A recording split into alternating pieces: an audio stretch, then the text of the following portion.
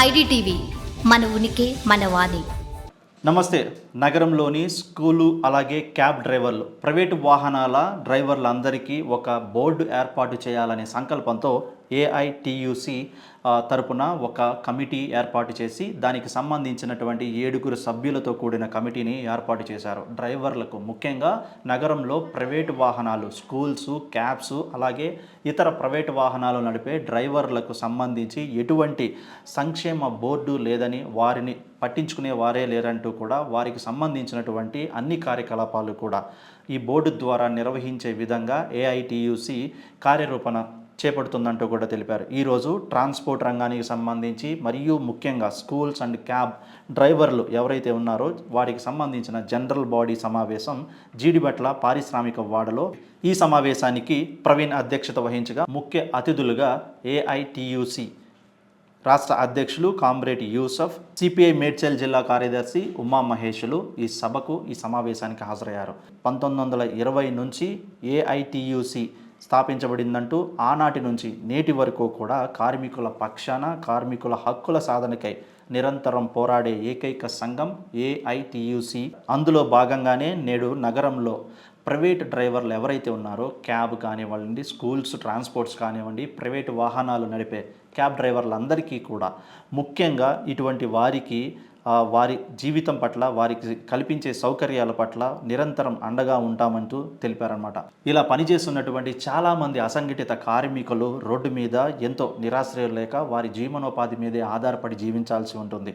వీరికి కూడా ఒక బోర్డుని ఏర్పాటు చేయాలని, ఆ బోర్డు ద్వారా వారందరికీ కూడా ఒక సంక్షేమ పథకాలు అందేలాగా చూడాలంటూ కూడా ఏఐటిసి తరపున పోరాటం చేస్తున్నామంటూ, అలాగే ఎవరైతే ఈ క్యాబ్ డ్రైవర్స్ ఉన్నారో ఇల్లు లేని వారికి ఇల్లు, వారి పిల్లల చదువుల కోసం ప్రభుత్వం తరపున అందే అన్ని సంక్షేమ పథకాలు ఈ ప్రైవేటు క్యాబ్ డ్రైవర్స్కి కూడా అందచేయాలనే లక్ష్యంతో 60 ఏళ్ళు పైబడి ఇంకా క్యాబ్ డ్రైవింగ్ ఉద్యోగాలు కొనసాగుతున్నటువంటి వృద్ధులకు పెన్షన్ లాంటివి సౌకర్యాలు కల్పించే విధంగా ప్రభుత్వాన్ని డిమాండ్ చేశారు. ప్రభుత్వం కూడా నగరంలో ఎవరైతే ప్రైవేట్ క్యాబ్ డ్రైవర్స్ 60 ఏళ్ళు పైబడి ఇంకా అదే జీవనాధారంపై కొనసాగుతున్నారో వారందరికీ కూడా పెన్షన్ లాంటి సౌకర్యాలు కల్పిస్తే బాగుంటుందంటూ, అలాగే వారి పిల్లలకి చదువుల దృష్ట్యా కూడా ప్రభుత్వం తరపున అన్ని సంక్షేమ పథకాలు, రేషన్ కార్డు లాంటివి కానివ్వండి, ఇందిరమ్మ ఇల్లు లాంటివి కానివ్వండి, లేకపోతే గ్యాస్ సిలిండర్స్ అందజేసే విషయంలోనూ ఏదైతే తెల్ల రేషన్ కార్డు ఉన్న వాళ్ళందరికీ దక్కుతున్న ఫెసిలిటీసు